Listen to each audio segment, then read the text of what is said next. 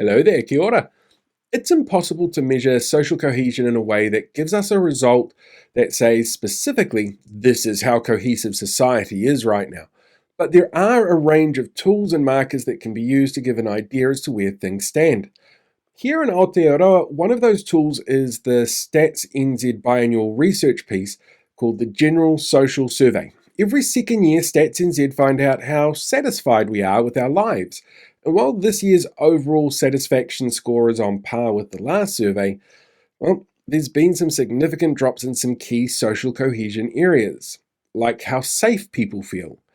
Despite a decline, people reported still having relatively high trust in the police and declining trust in the media. People felt less safe about our healthcare system.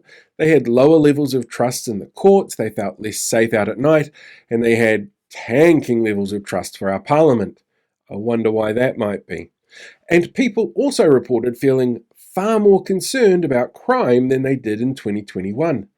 And there may actually be some clues in other data sets that let us work out why Auckland, the Bay of Plenty, and the Manawatu Whanganui areas were the areas which recorded the most significant changes in fear and worry about the effects of crime.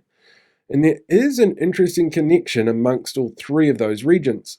But it should also be noted that in 2021, at the time of the last survey, we'd just come out of lockdowns, which had seen record drops in crime rates nationwide, so criminal activity was lower at the time as rates readjusted for life under various level restrictions. Those three areas I mentioned though, well, they were all identified as electoral areas National felt that they could flip in 2023. See, here's the police area map, and here's a map of the 2017 election outcomes. Large areas are covered in blue because of the traditional rural voting base that tends to give National their party vote.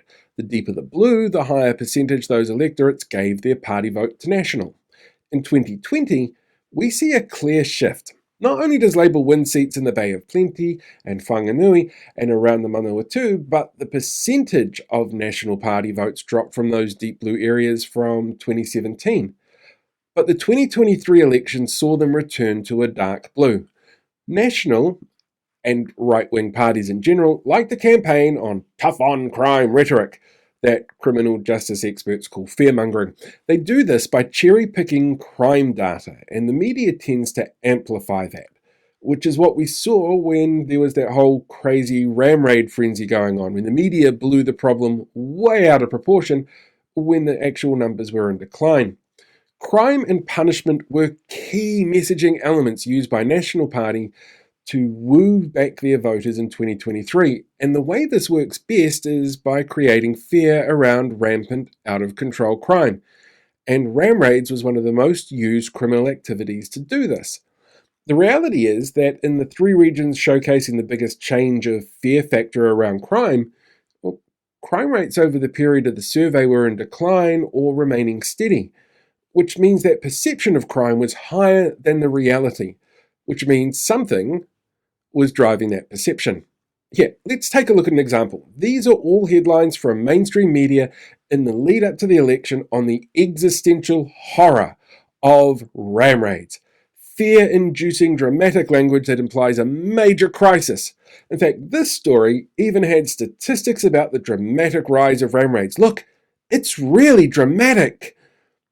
Only police didn't start indexing ram raids as a crime descriptor until late 2020, and any data before that is the result of text-based automated search functions, like Google, for their own internal systems. They basically did a search for the term ram raid, meaning that it's impossible to give accurate modeling on the number of these crimes. And we might have just been in a dip for all we know. It's like the graph of people who are left-handed. As being left-handed was tracked instead of changed, the number of people who identified as left-handed increased.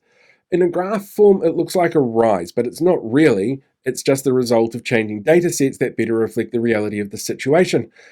But that didn't stop MPs like Sam Uffindell in the Bay of Plenty and, candidate Carl Bates in Whanganui pushing Labour's soft-on-crime thing that they like to go for.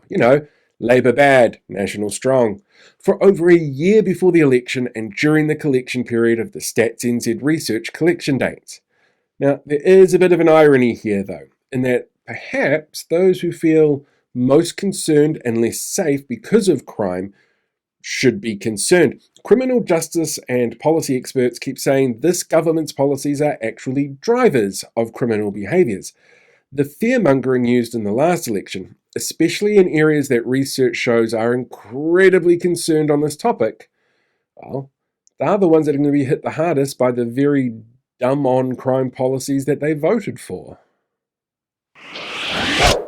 Oh, hey there, podcast listener. Look, you've reached the end of this episode, and I know my episodes are short, so I'm sorry it feels so abrupt. But hey, you've got plenty of options from here on in. You could go and listen to more content if you want to, and feel free to rate it on whatever platform it is that you're listening to. You could go and check out some of my other pages as well, because there's slightly different content on different pages, like my TikTok page or my YouTube page. But you could also sign up for something like my newsletter, which comes out weekly and takes a look at sometimes in-depth issues that I haven't been able to cover in the shorter videos, or great big investigation pieces. They're all a little bit different, so check all the links out in my bio. It's super easy to find, and hopefully I get to see you on one of the other platforms as well as catching you here having a listen.